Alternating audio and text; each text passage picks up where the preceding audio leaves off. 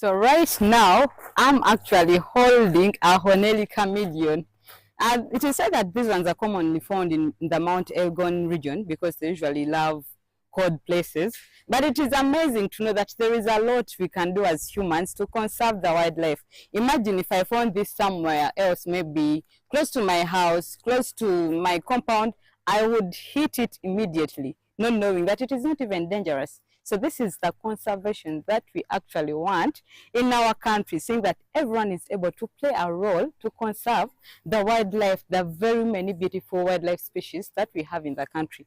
I am Irene Ale Namisang, and this is the GMU Tourism Express, where we talk about everything that you need to know about Uganda's tourism. And when we talk about tourism, we cannot skip conservation. It is a very beautiful part that makes up the tourism. So right now we are at CTC Conservation Center and we're exploring the different species that we have that are kept here at the CTC Conservation Center. And yes, we are going to do this. Let's roll. Welcome to CTC. My name is Ambrose. I'll be taking you through. We are going to be dealing with wild animals. Hopefully you came prepared for that, for the best experience. They can kick, they can scratch, they can bite if you don't follow the instructions. But if you follow the instructions, none of the above will happen to you. Make sure when you are with the zebras, you do not go behind them. They are very good at kicking, like horses do. We have foot dips on every section that we have to do precautions not to carry germs and diseases to them. So we must disinfect, we must step in. Animals you're not contented holding, please just ignore them instead of dropping them.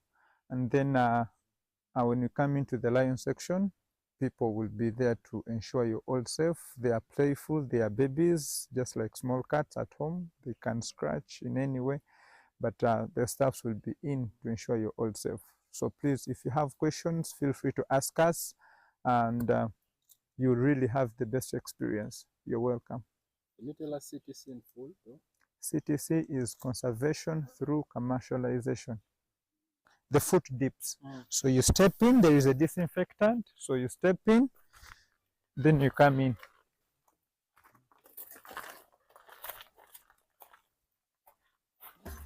Oh.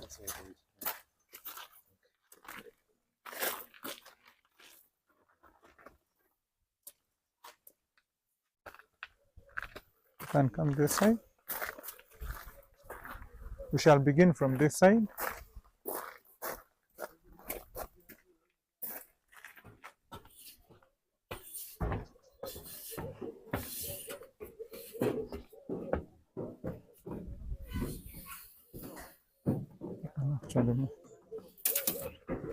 It's this side. Whoa. Oh, No. And over here we have the Nile crocodile. His name is Big Joe. Big Joe is a rescue from Buyukwe district that is along the Nile. And before he was brought here, he had eaten 3 fishermen.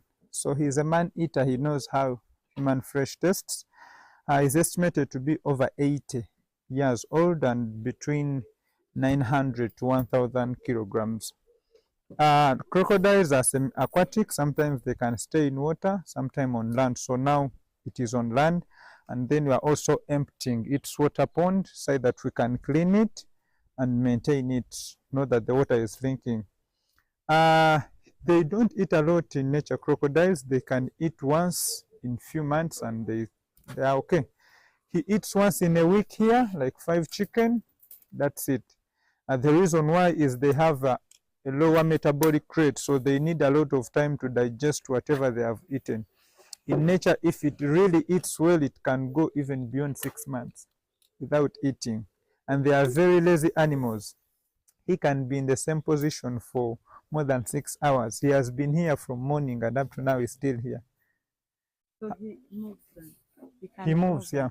He moves around. You can see where he began from. You can see the grass is down. He was there in the morning. Then now he extended here. No, just like how huge he is. Just take us through the process of rescuing this man. Actually, by that time I was not yet here, but they are not very hard to trap them. The moment they tap the mouth and the tail. They are the strongest parts of the crocodile. It can use the tail to hit you. In the mouth, of course, they can bite. When they are in water, they are very fast. Now here on land, they are very slow. When did you bring it? Like 4 years ago. We had the female, but unfortunately she died. She was also very old, but before she died, they had already laid eggs. Crocodiles lay eggs, they don't produce. So we have the first hatcherings. And when she also died, she had eggs in her. When we were doing post-mortem report, we found out that she had eggs. So we picked the eggs and kept them and incubated. Now we have other babies that have hatched from that. So at least we never lost the mother alone. Now we have at least some babies. I think there is a crocodile farm in Yes. Mpigi. Actually, it's not in Mpigi, I think. Not so sure, but on Masaka Road. How are you guys working together? Because for them, they keep the crocodiles for meat. Us, basically, we have these ones for conservation. We don't, these animals also, they matter in nature, and there is a role there is a role at least they play, so they shouldn't be killed. You said you got it from the Buyukwe, along the Nile. lake, along the Nile. Yes, you know, River Nile passes Buyukwe. Yeah.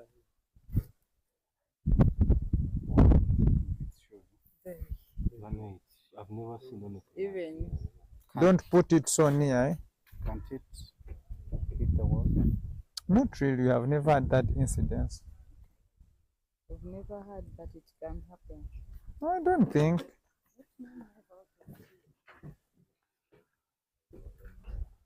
So we are emptying now, we are emptying this so that we can clean. You see the water, it is always full, so we are emptying it to clean it, and then we add fresh water. That's why you see the water level is down now.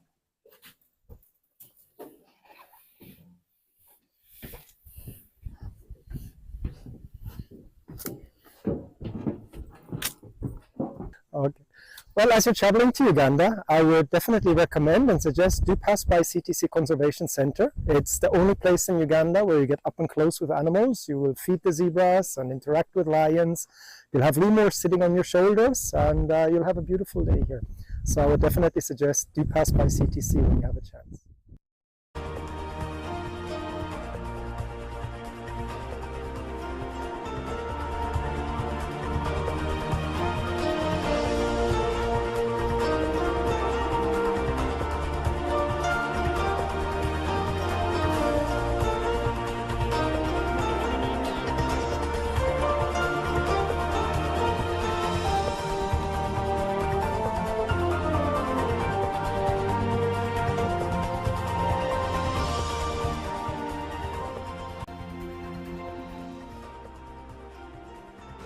Hello there, welcome along to the Business Update this morning, and thank you very much for joining us. We are in now to talk matters business. I am Joram Paul Sonko, and of course we are going to kickstart off with matters SACCOs, because the Minister for Presidency, Honorable Millie Babalanda, has encouraged RDCs and RCCs to subscribe to the Office of the President Employees SACCO for borrowing and saving at lower interest rates compared to the commercial banks in the country.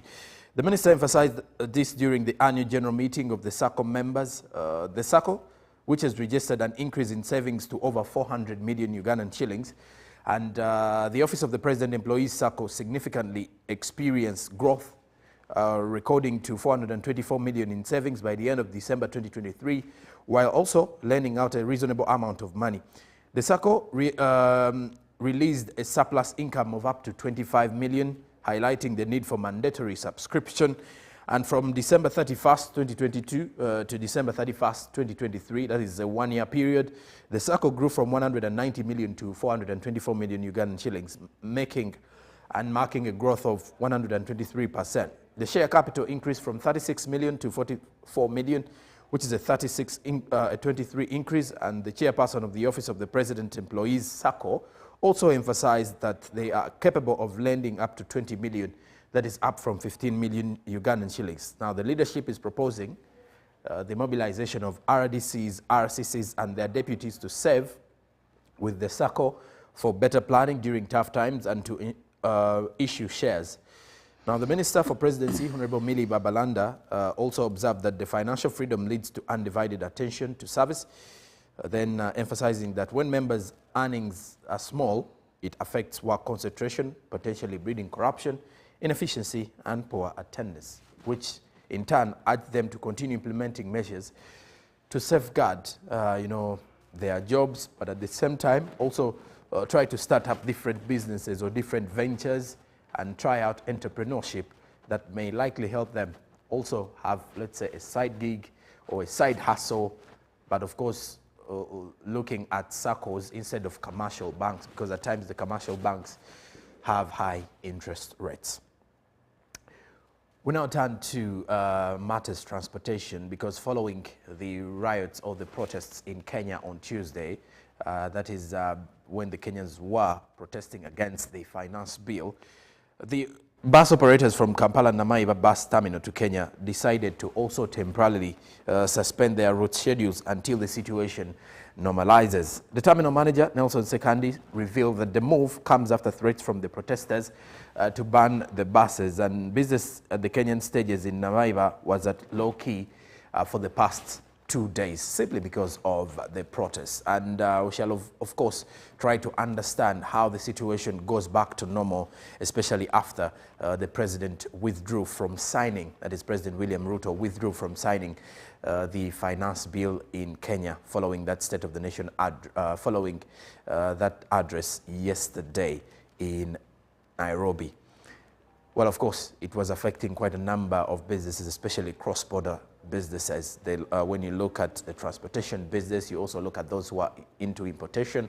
Quite a number of things were put to a standstill, especially since many businesses, especially those that get goods from Kenya, could not access them for the past 3 days.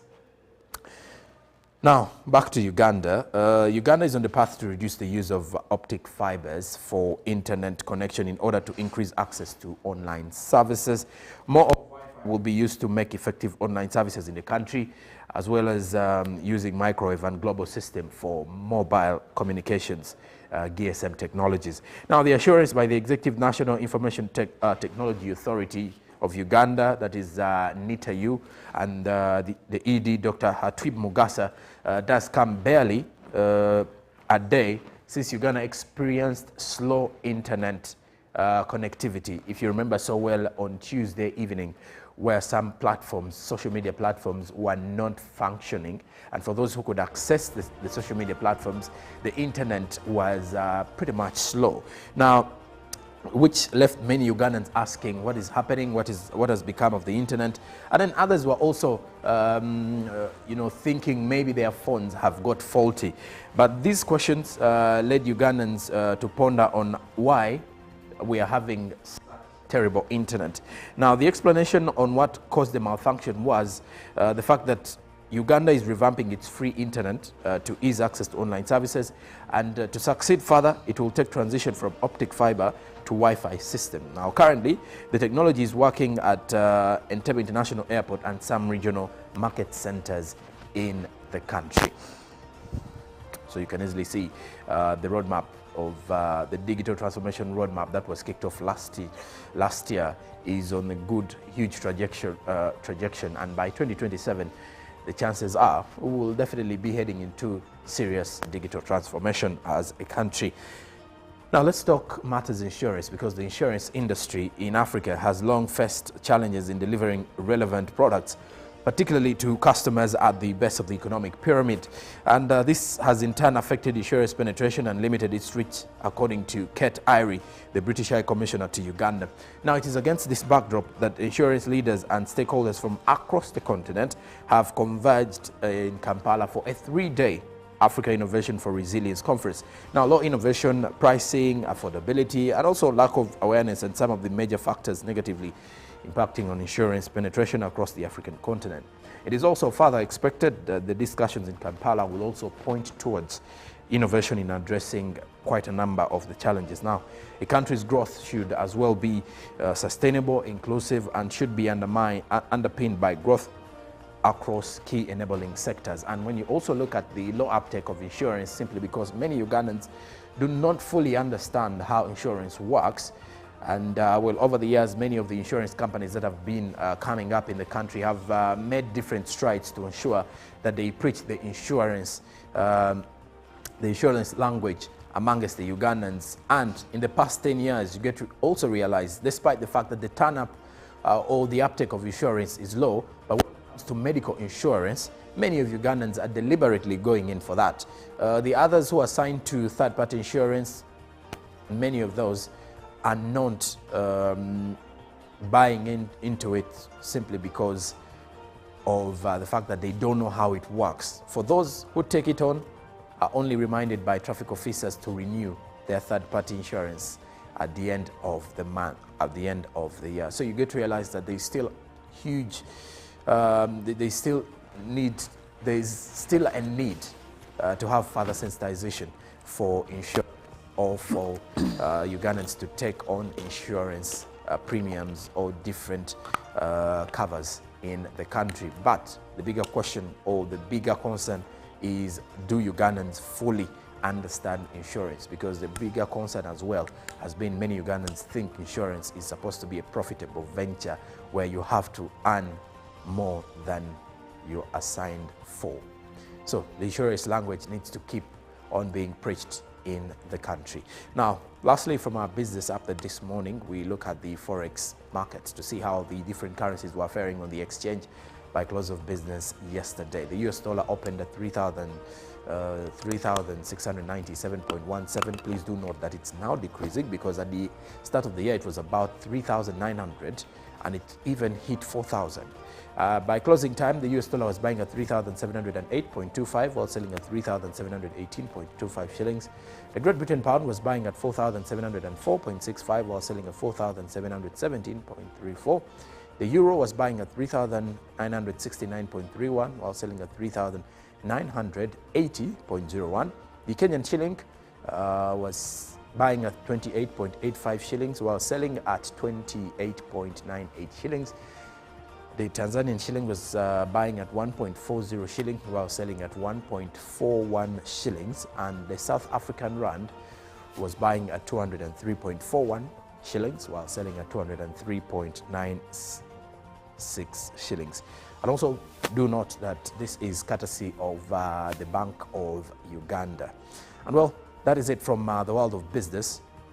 And just to remind you, tomorrow will be Friday, so I'll be back on Monday to give you details of the business news, especially those that will be making headlines from Friday and across the weekend. Chantal Oliver Kandinda is now here for the traffic updates.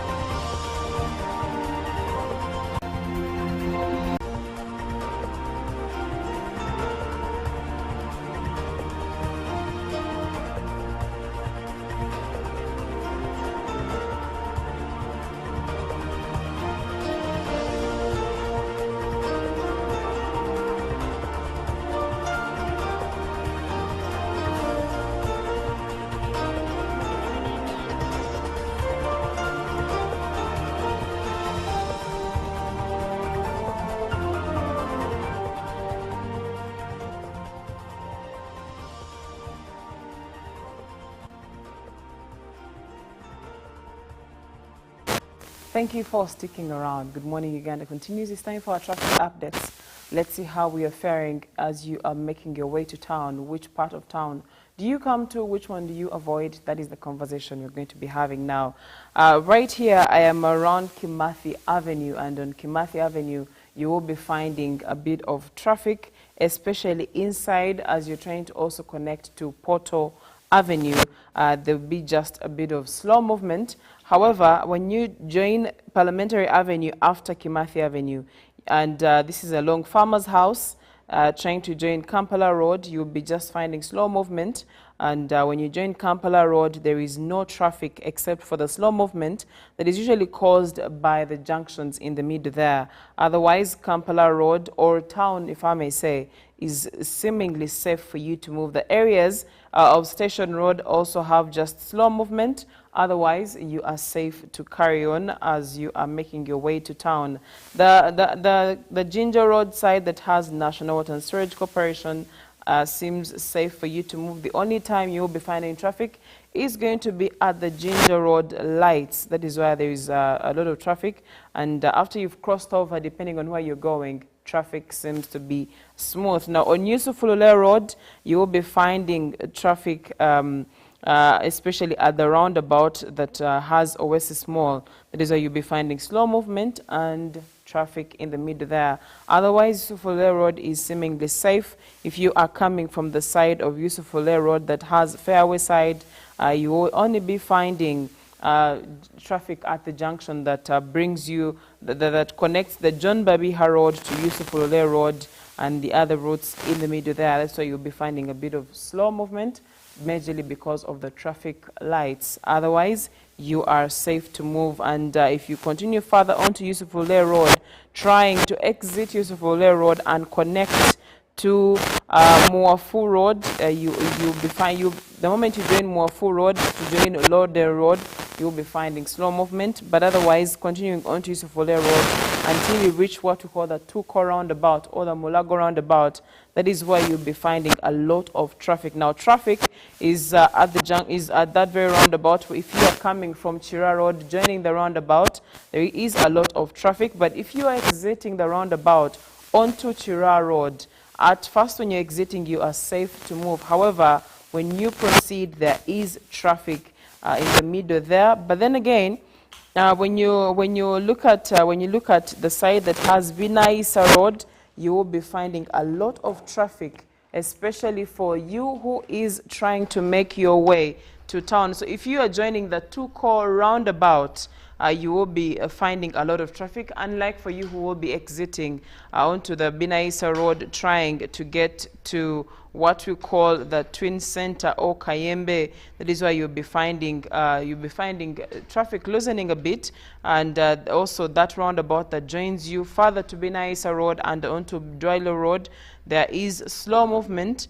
But if you are saying that you are continuing to go to what we call the roundabout that has Gayaza Road, that has Bombo Road, you will be finding traffic, especially for you who is joining that very roundabout onto Bombo Road. You will be finding lots of traffic. However, Gayaza Road at this particular moment is safe for you to move. Kalere side is safe. However, you will be finding lots and lots of traffic if you are now continuing further onto Kalere Road. Now, as the side of Kalere Roadside Market is mad with a lot of traffic, I highly recommend you don't take that route as you are trying to get your way to town. So if you are coming to town, you are the one who is facing lots of traffic. But for someone who is exiting using Gayaza Road, you are safe to move. Bombo Road is mad with slow movement and a bit of traffic, especially when you've just exited that very roundabout. And after that, when you continue further,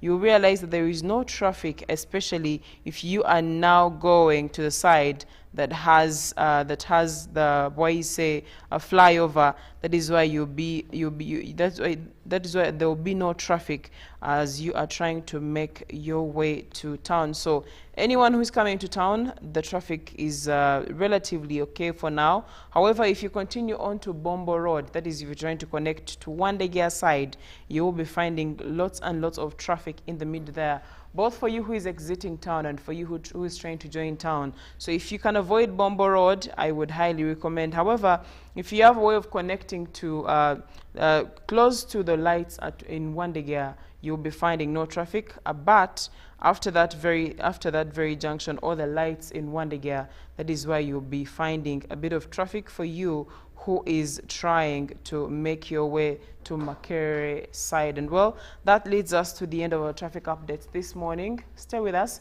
Good Morning Uganda agenda is up next.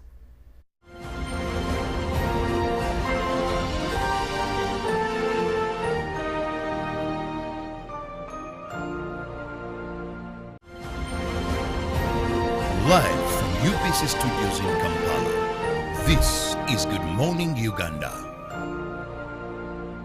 Pick of the day on UBC.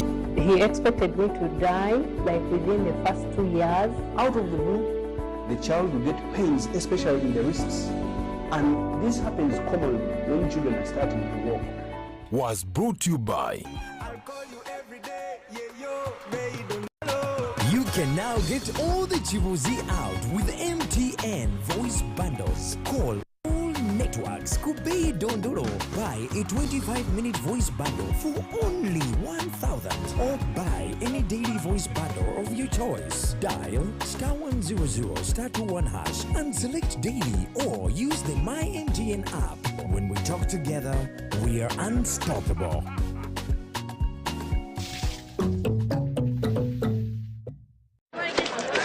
Juko. Yo. Check the shopping, man. What's your secret? Uganda, haven't you heard of the parish development model PDM? Yes, I thought it was just a talk. No, it is real. I and a few friends together formed a circle, accessed money from the PDM, invested in a portrait project. And now things are moving. Juko. I thought I was one of your friends. You are. But you left me behind. I didn't leave you in poverty. But what you do, just visit your LC2 chairperson and your parish chief and start the process of economic transformation. Just like that. Okay. The parish development model is an initiative from the government of Uganda through the Ministry of Local Government designed to transform all lives of Ugandans for the better. PDM, my parish, my development, my life.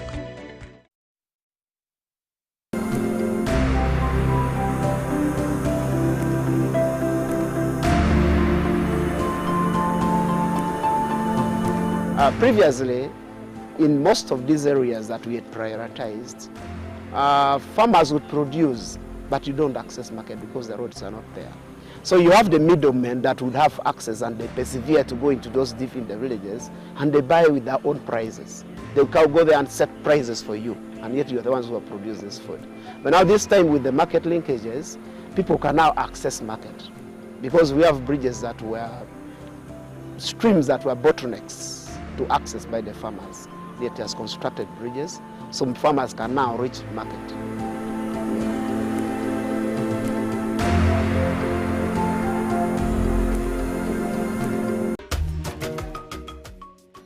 Gange tubona kiranda amina mu company eya WIB Uganda Limited ndi member. Wemba member company eno weyeida twalinga tutuli bulungi nga abashala abe wakawaka. Abashala abe wakawaka tuwemera kubaami baife nga bonkana abajamu nandanga twidi nti abashala tibakozesa ki nanda. UN Women weyeida yatuteekateeka yatwegesa okulunda nga abashala. Twatandika beno okudulunda n'okudirisa n'okolaki twafuna mu ng'abakyala ababujiri district.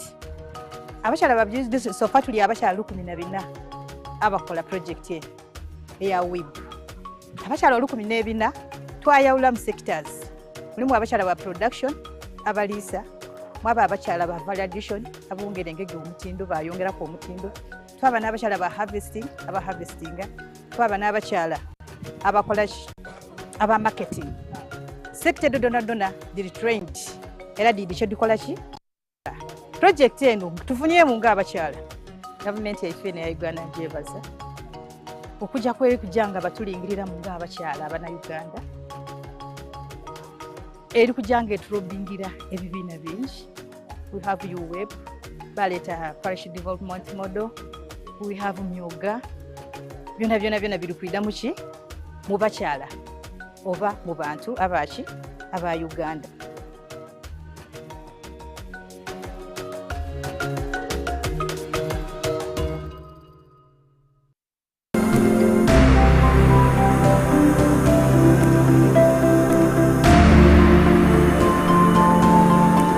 So this is my general perception. One, that this project entered in strategic areas of government, but that it has created a base for the now last mile strategy, which is the parish development model. And therefore this base that it has left will help us actually, and I'm sure we'll get better results in a Chole area and Ajumani when we are implementing the parish development model.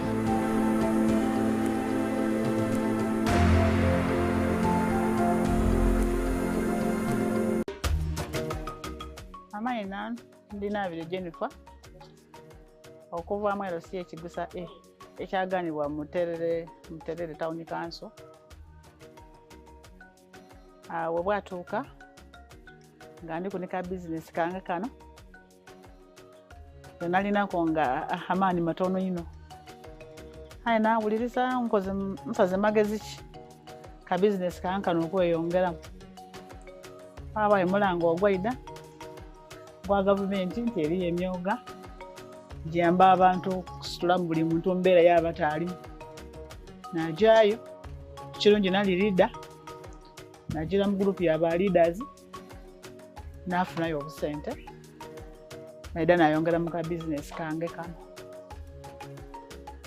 era nigano yo mukaganire nga nikano bwe kali kati tiyambisa bubi yambisa bulungi nga bwe muli kugibona sente zino nadifuniyo mu nga bwe ndi kubakobera danga siisaamu kuba business yange bwe yali kibweri yeyongeiremu sente dino dangasa kale nze basebo mbebaza ba programu ye mwatuleetamu nebaza nti kabiri banange we buli awo kyongero nga muli kumbona nkayenda bwende wale nali wansi ayi kabiri butindizie kuku waigulu.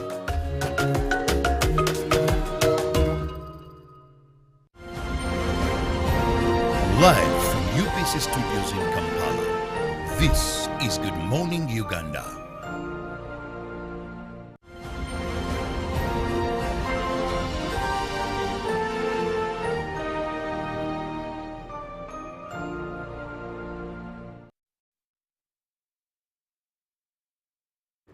Is it okay here? Well, good morning and welcome to the agenda segment on Good Morning Uganda. Time check is 7 minutes past the hour of 8 o'clock this morning, the 27th of June, 2024. My name is Olive Monica Najuma. Now, today we speak cooperatives. We have a gentleman that is no stranger to you if you watch Good Morning Uganda, and he is very passionate about cooperatives, but he's not alone today. Now, it's not just his passion, but also there is a big event coming up, and that is the International Day of Cooperatives.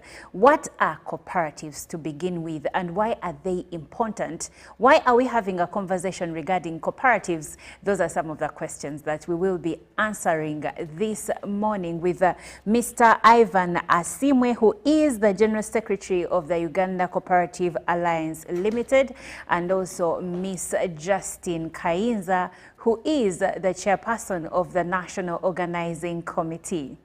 Good morning, Mr. Asimwe. Good morning, Monica. I'm very happy to be here, and good morning, our viewers. Thank you. Well, we are glad to have you. Good morning, Ms. Kainza. Thank you. Good morning, Monica, and good morning, our dear viewers. Well, now that we have had that out of the way, I am very intrigued by the conversation regarding cooperatives. And I know you as someone that is very interested and passionate, and someone that is at the forefront about cooperatives. First of all, when we say cooperatives, what do we mean, and why are they even important? Thank you so much. Once again, I want to really say good morning, our dear viewers, our listeners, whoever is outside there. Yes. Secondly, I want to really, in a very special way, extend our appreciation to you, BC, and to you, Monica, for always giving us the opportunity as cooperators. Cooperators outside there, you know, majority of them are now watching. Join me to appreciate you, BC, because you have really given us the opportunity for people, for Ugandans to know what we do as cooperatives, how far we have moved, and where we are. Now, in brief, when you ask about what is a cooperative, a cooperative ideally means an autonomous association of persons united voluntarily to meet their social, economic, cultural needs and aspirations through a jointly owned and democratically controlled enterprise. What do I mean here? Ideally, cooperative is where me and you, as we are together, either we are journalists, either we are teachers, either we are police, we are army, we are farmers, we are whichever way. Having realized an opportunity, these days I avoid the word problems, because you should not come together just purposely because there is a problem. We must learn to change problems into opportunities. Yes. There is an opportunity, which is the market. Now, we sit together and say, we need to ask ourselves, why are we not going to the market? Why should we continue to donate our coffee? Why should we continue to donate our milk? And someone is making money and we remain poor. Yes. Now, based on that, we say, let us come together. That is the simplest way on how I can define a cooperative. Okay. Like when you come to Uganda here, in 1913, when our farmers realized that there was an opportunity in aggregating, adding value, and exporting coffee by themselves, they said, enough is enough. Monica, our people were struggling. They were suffering. You know, you take your coffee to a middleman, instead of determining the price yourself, you end up being a slave of a middleman. So because of that, four farmers said enough is enough. We cannot continue like this. And that is why they formed the first cooperative society called China Kuria. You know Uganda very well. Yes, I China do. Kuria, what does it mean? It will eat you. Period. If you don't come together, now a Munyarwanda would say, "Mwirira nechira mujanya." Because if you don't come together, the enemy will attack you and will defeat you. Okay. So that is the whole ideology of cooperatives. We are journalists. Yes. And we sit together. You are educated. Yes. To that level. The question is, why should you continue to be exploited by a so-called investor? Someone who brings here an investment and you become employees. So based on our education, why can't we come together? We have the knowledge, we have the skills, let us have our own. That is where you find now the army having their own circle, the Wazalendo circle, the police Exodus circle, the accountants ICPU circle, the medics, I don't know for journalists, I don't know whether you have your circle as journalists. If you don't have, whoever is listening to me, it is too late. You need to move. You should have started as early as yesterday, because there is too much exploitation. Yes. I will just give you a background. Just go to Europe and see. If you are to read about France, the economy of France is built on cooperatives. Do you know that the largest financial institution is in France? Yesterday I was reading, if you are to look at the turnover, now globally, in the cooperatives alone, it is 2.4 trillion US dollars. Just in the cooperatives, and that one they are just taking 300 best cooperatives globally. But out of that, France alone is 117 billion US dollars turnover. Germany is 86 billion US dollars. That is turnover in the cooperatives. You go to Germany, Germany is built on cooperatives. Now when you go now to global rankings and you see how cooperatives are managing the world, especially in Europe, I want people listening to me. When Europeans and Americans come here, they discourage us from making cooperatives because they know, for them they have excelled using that model. So and they know the magic. They know the magic of cooperatives. So if it has worked for them, why are they stopping us? Very good. Because you see, for them they know capitalism will work for them. So they have to come very fast and spread capitalism. Because for them, their cooperatives form companies. And those companies now become multinationals. And the multinationals come here as companies. And now they champion what? Capitalism. But ideally, for them, they are built on cooperatives. You go to France, go to Germany, go to Netherlands, go to UK, you cross over, go to Asia Pacific, go to America, my God, these are cooperatives. This is the power of cooperatives. And it used to be here before. Monica will tell you that by 1962, cooperatives in this country had 1% monopoly to Guinea cotton. They were controlling 90% and 60% of both Arabic and Robusta coffee.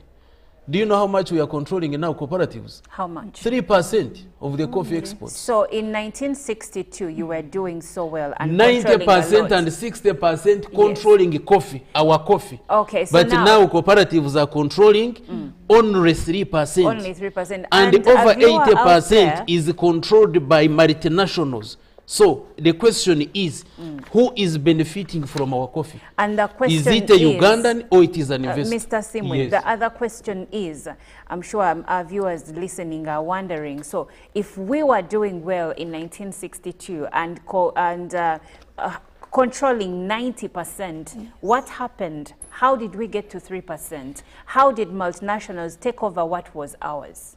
Very good. Because of what cooperatives went through, especially the civil wars, they lost most of the assets. Okay. And you have seen government trying to compensate them. They lost most of their stock. And of course now, as we are trying to come up, now economic restructuring comes in, which ideally promotes capitalism. So automatically those ones affected our economy. However, if I'm to tell you where we are, cooperatives have now moved. They have made a lot of achievements. As we speak today, you will find a circle that is bigger than a commercial bank, which ideally shows the trend that we are taking as cooperatives. And I want to really appreciate everybody, the government, the policy makers, and all Ugandans, that actually we have all realized the need for cooperatives. And that is why we confidently come here to educate Ugandans on the need for cooperatives. If Ugandans, allow me just to use coffee. If Monica Ugandans, all these coffee farmers in Uganda formed their cooperatives, such that all our coffee, instead of donating coffee, are you aware that farmers are selling gardens? Gardens of coffee, not coffee, because they are poor. Before the coffee starts flowering, he has already donated it to a middleman. These people who go with the minzan, the weighing scales, with the bicycles, with the kengeri. Now, instead of a whole garden which is worth 2 million, because he's very hungry for money, a farmer is selling that garden at 100,000. That's why people are poor. Now, it doesn't stop there. You now give that coffee to a middleman. The middleman exports the coffee, it goes to Switzerland, it comes back here as Nescafe. Yes. And you're buying it expensive. And you are buying Nescafe, a kilogram almost worth 200,000. So Mr. Simwe, now that you have uncovered all that, and you keep mentioning capitalism. And we know that capitalism is here to stay, at least for a very long time. So how do cooperatives coexist with capitalism? And also how do we ensure that our farmers do not lose out? Because now we have to look into factors like value addition. Yes. Very good. You see, you cannot completely do away with the capitalism. Yes, you can. But you have to have a bargaining power. Yes. So how do we do that? How do we coexist? If these farmers aggregate their produce together, they add value. I want to appreciate the government. Do you know government has constructed agro-processing facilities across the country? Under CAIP, which is a Community Agriculture Infrastructure Improvement Program, under NADS, OWC, the Agricultural Cluster Development Project, and other government programs. But do you know what is happening? A research study shows that over 50 or close to 50% of these facilities are non-functional. Why? Because farmers have not been mobilized. They were just installed there, but there is a mismatch. There is a mismatch. So meaning that if you mobilize these people together to use these facilities, so meaning that you are covering the entire value chain. You start with the production, let farmers be mobilized. Let them take advantage of this. let them increase production and productivity, aggregate their produce together in these facilities. Even the cooperatives have their own facilities, but they are idle. So now finally they add value, so that instead of exporting a raw product, you export a finished product.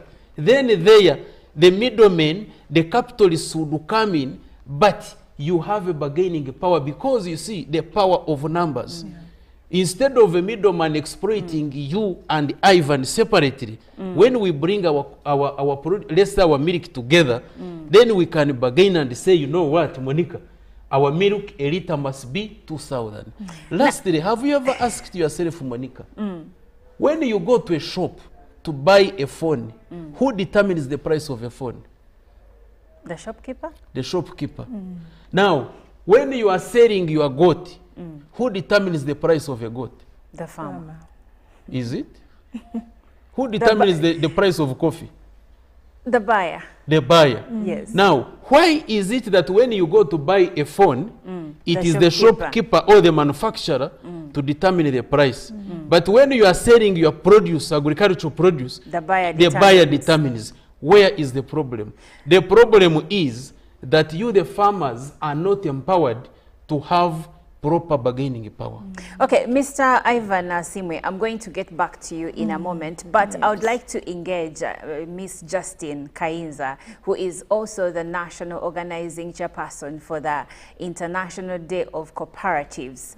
It is happening on the 20th of July in Bukoma Simbi. So give us an overview about the day, the activities that are going to happen, and why, as a Ugandan watching you right now, I should be interested in even attending these events. Thank you so much, Monica. First of all, I would like to thank you, BC, for the platform. It's a platform that we have to reach out to our cooperators across the country. The International Day of Cooperatives is a day to create awareness about what's happening in the cooperative sector. My CEO, Mr. Simwe, has highlighted, has given a background of what is happening in the cooperative world. So on every first Saturday of July, yes, is the International Cooperative Day. So ideally in Uganda, we are globally supposed to celebrate this day on 6th of July, because that's the first Saturday of July. But because of many engagements, the Cooperative Ministry of Trade, Industry and Cooperatives and the cooperators have agreed to have the day celebrated on 20th of July, 20th of July this year. And this day is going to be celebrated in Bukoma Simbi, Misanvu grounds. We are celebrating the day under the theme, Cooperatives Build a Better Future for All. Under this theme, we have a COP week. We have activities that we carry out as cooperators. That week from Monday the 15th to 20th, we have a series of activities. We have a series of planned activities to show the world, to highlight what we have done as cooperators. So we shall begin our cooperative celebrations. First of all, the Ministry of Trade, Industry and Cooperatives and Uganda Cooperative Alliance at the apex, they are the ones who are spearheading all the organization. Then we have Chibinge Coffee in Bukoma Simbi, which is our host. Yes. And Uganda Federation of MG Credit Cooperatives is the co-host. This one is located in Impigi, but they are our co-host. So this week of the Cooperative Week, we are looking at activities. One, we are going to start with a press conference. This will be addressed by the Minister of Trade, Industry and Cooperatives, and the General Secretary of Uganda Cooperative Alliance on behalf of the cooperators. That will take place on Thursday, 11th of July, 2024. Yes. On 15th July, 2024, we have interreligious prayers. We have all denominations coming together to celebrate the cooperative achievements. This will be at Hotel Africana, and the Interreligious Council of Uganda is going to take a key role in this. On 16th, we are going to have concern for community. It's the 7th principle of cooperatives. We give back to community, like in the corporate organizations, they give back to community, corporate social responsibility. So for us, we have the principle which is concern for community, 7th principle of cooperatives. So under that, this year we have agreed that we should give back to our communities under SDG 3 on health. We want to focus on health for this year. So we are coming together under the steering committee. We agreed that let's have a theme of the health centers. So we are calling upon all cooperators across the country to give back to the community in form of addressing concerns at the health centers. You can clean, you can donate to a pediatric wing, you can donate to mama to the maternity wing. So that will be it for Tuesday, that will be 16th. Now when we come to 17th, we are going to have a national wide blood donation. We are working with the Uganda Blood Bank, Nakasero, and the branches from Kabale, Gulu, Barara, about 12 centers. So we are calling upon cooperators across the country that wherever you are, go to the nearest center and donate blood. Let's save a life as cooperators. On Thursday, we are going to have that after the blood donation. On Thursday, that's a day filled with so many activities. We are commissioning, first of all, it's a day for tree planting under SDG 13. You know, climate change is real. The effects, we have felt the impact of climate change. That's right. Yes, and we are calling upon the cooperators that let's also adapt, you know, let's mitigate the climate effects as stated in SDG 13. So we are calling upon cooperators to plant trees. And this day will be, officially we shall launch it in Mpigi district because we are going to commission, the minister will be commissioning the office of the Uganda Federation of MG Community Credit Cooperatives. That it is a Korean model for them. In fact, they're the ones who are even, they are our co-hosts and they are sponsoring given the exhibition. So we are going to have that activity in Mpigi on Thursday. The very Thursday, we're also going to launch exhibitions in Misamvu, in Bukoma and Simbi. So that is a platform where all cooperators should come and showcase. We are talking about value addition. The General Secretary was talking about adding value, the agro-processing facilities. We want cooperators across the country to come to Bukoma and Simbi and showcase from Lira, from Kabale, from Busoga, come and show the world that as cooperators, we are adopting this mode of development and this is the way to go and this is what we have. So we have cleaning. Then we also have a health camp. It's going to be at Misamvu Health Center 3 in Bukoma and Simbi. We want to give back to the communities. So please, the communities in Bukoma and Simbi, come on Thursday to Buyoga Health Center 3. We are going to have different health services offered. So please turn up in big numbers. On the very day, we also have a sports gala. Yes, we encourage fitness. Our cooperators should be fit. So come out there, participate, come and cheer your cooperators, come and cheer the ministry, the Cooperative Alliance, and all the players who will be in Chibinge. The Chibinge Cooperative is taking lead in this. So please, let's come and support that. So and before, yes, and before you continue, I like that you have different activities that are happening all through the week. And you did mention fitness because health is key as well. So as the Uganda Cooperative Alliance Limited, I want to get back to you, Mr. Asimwe, but I'll come back to you, Justin. How do cooperatives help in poverty alleviation? Oh, thank you so much. Like as earlier mentioned, anyway, before that, also allow me just, first of all, I want to thank Justin. She has ably explained all the activities that are going to happen. And all of these feed into the 7th principle of cooperatives, which is community concern. All of this we are giving back to communities. And we are mindful of health. That's why we are calling upon all Ugandans, come and donate blood, so that we save the lives of our people. Come join and we plant trees, because we all know the effects of climate change. There's also going to be a health camp where Monica and other Ugandans will come and do free testing to know your health status, free at the grounds. We are also having a national microfinance conference here at Hotel Africana for 2 days, 17th and 18th, where all the circles, these other banks, will come together to discuss the possibilities of extending financial services, especially to the smallholder people. Okay. That is where we are. Okay, I understand now, that. What is ideally the role of cooperatives, especially in poverty alleviation? Yes. Like as earlier mentioned, number one, once you come together, you increase production.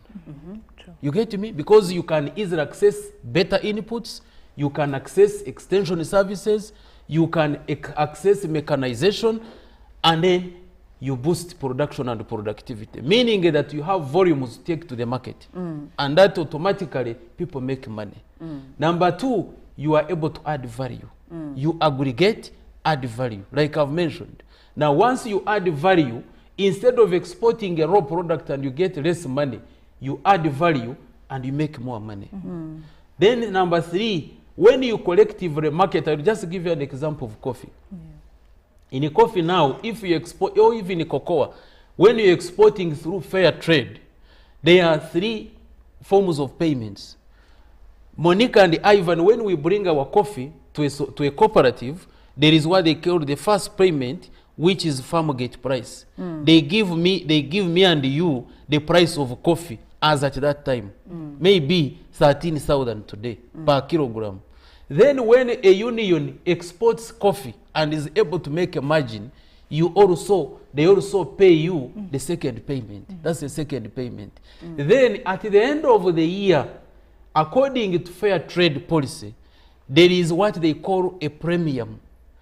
Fair trade gives a union a premium, and the premium is paid back to the farmers. So ideally, a farmer is benefiting.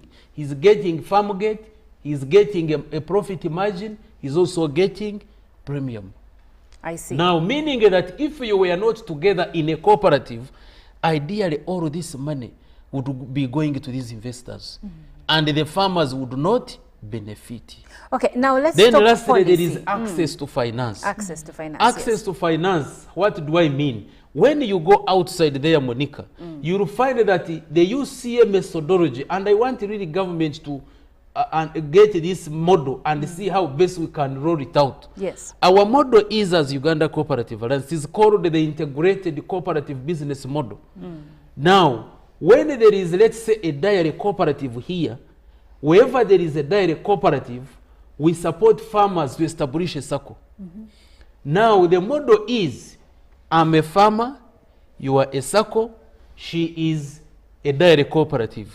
The policy is all farmers shall be members of the dairy cooperative and the circle. So meaning that if you come, I'm a farmer, I want to borrow money, I don't need to bring the title, the guarantors and everyone. No. The dairy cooperative will just write for me a sheet and say, Ivan, yes, we recommend Ivan to get 2 million because he brings 20 liters of milk per day. Okay. Automatically now I'm able to get money. If I want acaricides or inputs, I don't need cash. I just go, still I get a sheet, they give me whichever acaricides I want.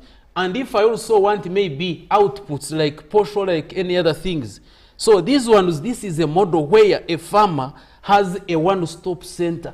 You are a member of a dairy, you are a member of a circle, you can access inputs, you can even access outputs. So there is that access to finance, there is access to other services. So in other words, when you bring all these together, then there is sustainable socio-economic transformation. Now, I would like for us to look at policy, and with everything, we know that government policy really helps a lot. In the beginning, you did mention some of the encumbrances that cooperatives face in the country, and some of the challenges that have been experienced over the last years. So I would like to know, what role, in your perspective, does the government policy play in supporting or hindering the growth of cooperatives? In 1962, we were at 90%. Now we are holding only 3% when it comes to products like coffee.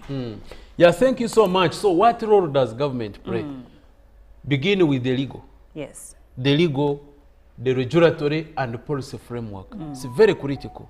Because for cooperatives to flourish in a country, there is a need for an enabling environment. Yes. If you went to countries like Kenya, they have very good laws for cooperatives. Do you know Kenya is ahead in terms of cooperatives in Africa? Their bank, the Cooperative Bank of Kenya, is worth 607 billion Kenya shillings, which is an equivalent of 17.6 trillion Ugandan shillings. Kenya is the #1, it's leading in cooperatives. Why? The legal framework. Now you go to Germany, you go to France, you go to Korea, you will see the policies. The policies are very critical. Now, when you come here, we have been talking about this. Yes. And it is hindering circles. As we speak today, there is what they call legal lacuna on circles, whereby you make laws. One is that bigger circles should go to Bank of Uganda to regulate them. Again, there is another law, the Tier 4 Microfinance Institutions and Money Lenders Act says let circles go to Uganda Microfinance Regulatory Authority. Then another one, when they amended the Cooperative Societies Act 2020, then there is also now circles going to the Register of Cooperatives. But we have been now, the role of UCA is to advocate for better policies.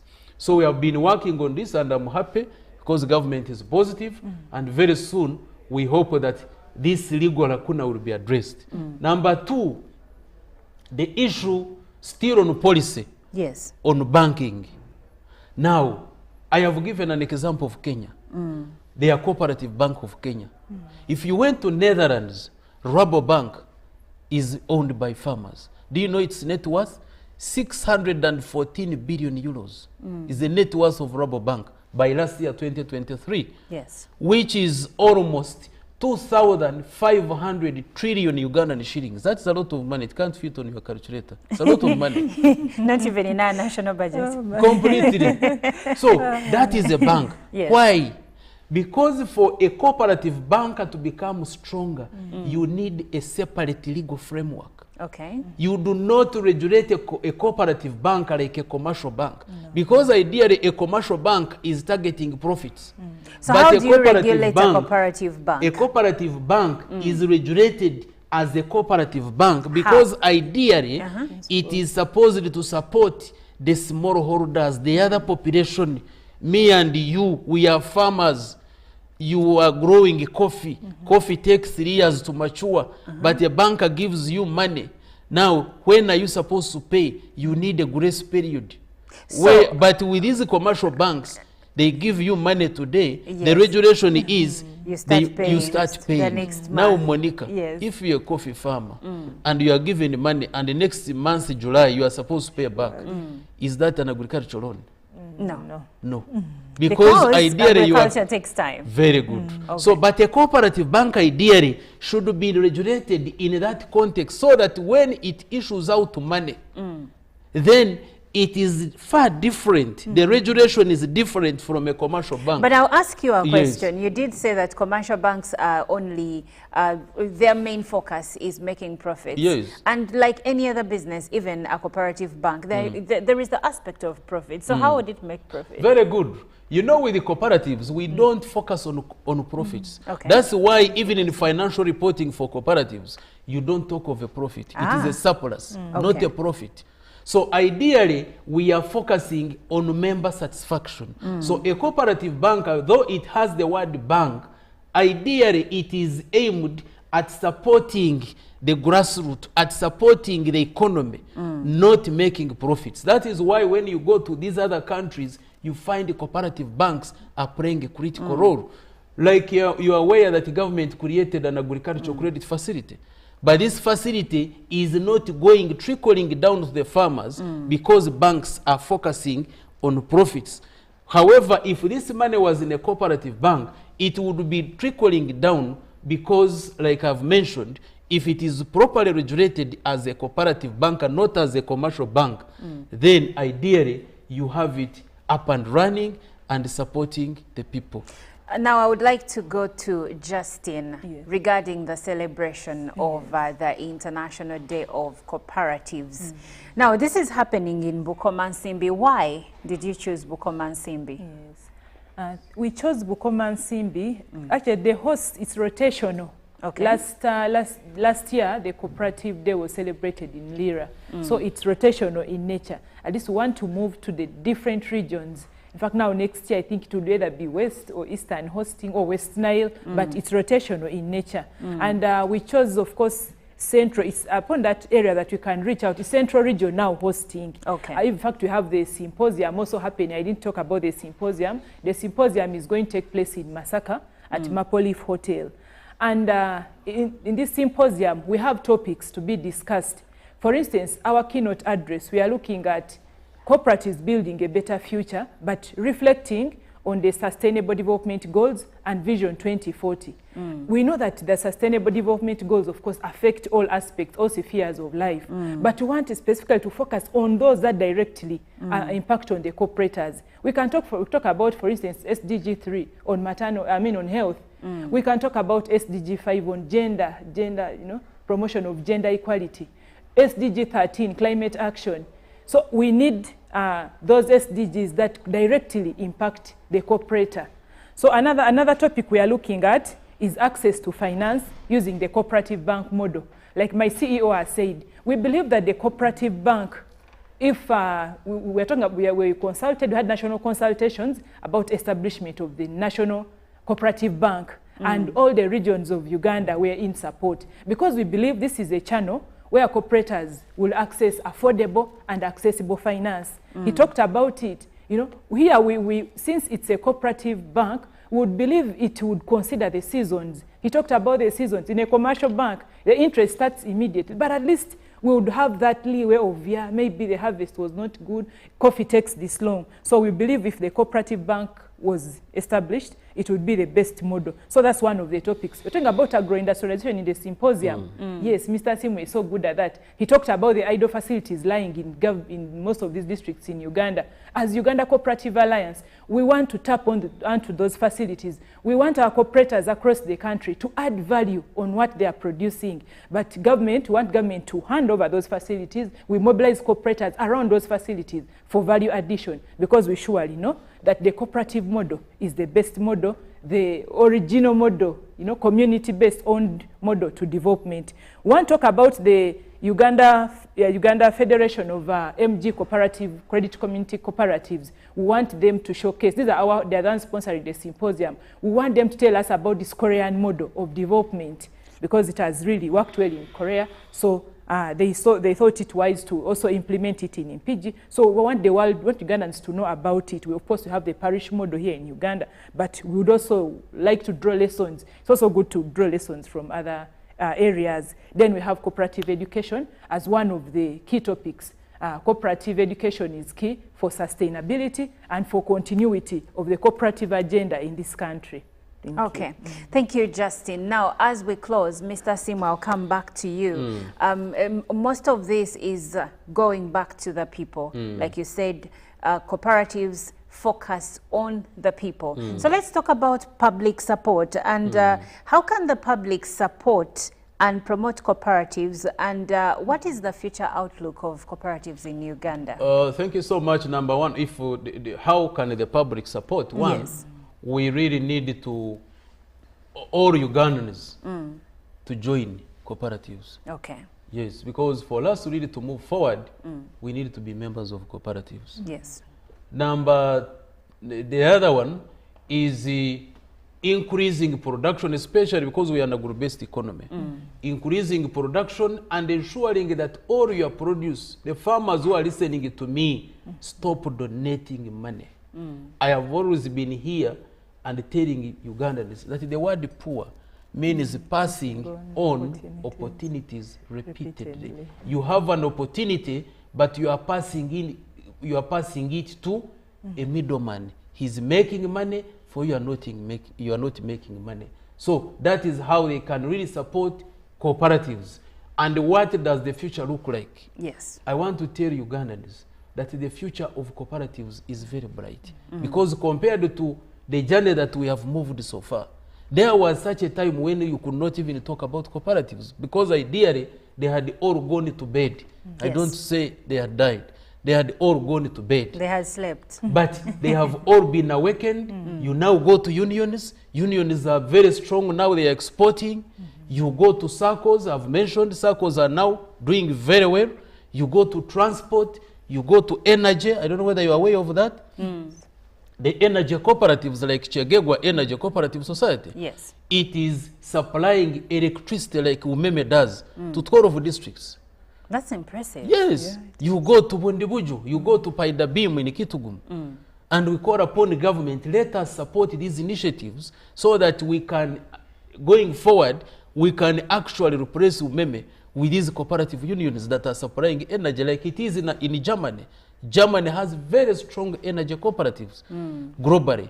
Now, so that is how we can really look at it.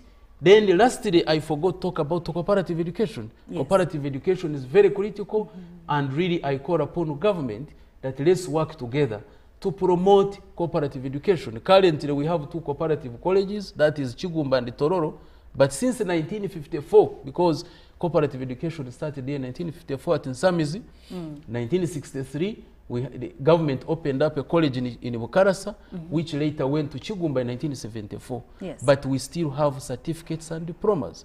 But our neighbors in Kenya and Tanzania, they have now started admitting. Kenya, in fact, has just started admitting PhDs, but Tanzania has been there on the road for a long time. When you say, and briefly, because time is of the essence, but when you say cooperative education, what exactly do you mean? What kind of courses are offered in these institutions? Wow. Now, it is cooperative education, like you see law. Yes. Like you see medicine. Yes. Okay. Like you see accounting. It is cooperative education. You know, when you talk about cooperatives, people think it is just something that it's a small thing that you go to. When I tell you that Europe and America and the Asia Pacific, like now South Korea, their economies are based on cooperatives. You cannot have an economy based on something you don't know.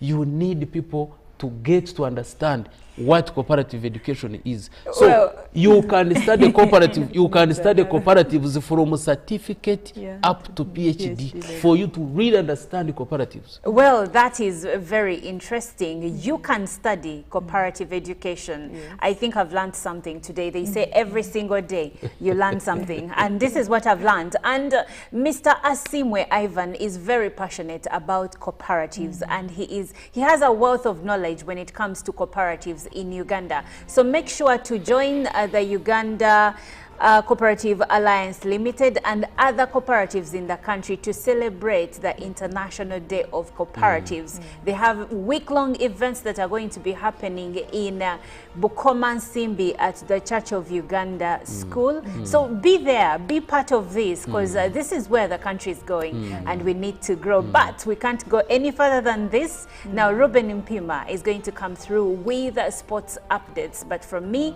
and the entire Good Morning Uganda team, good morning and have a lovely day.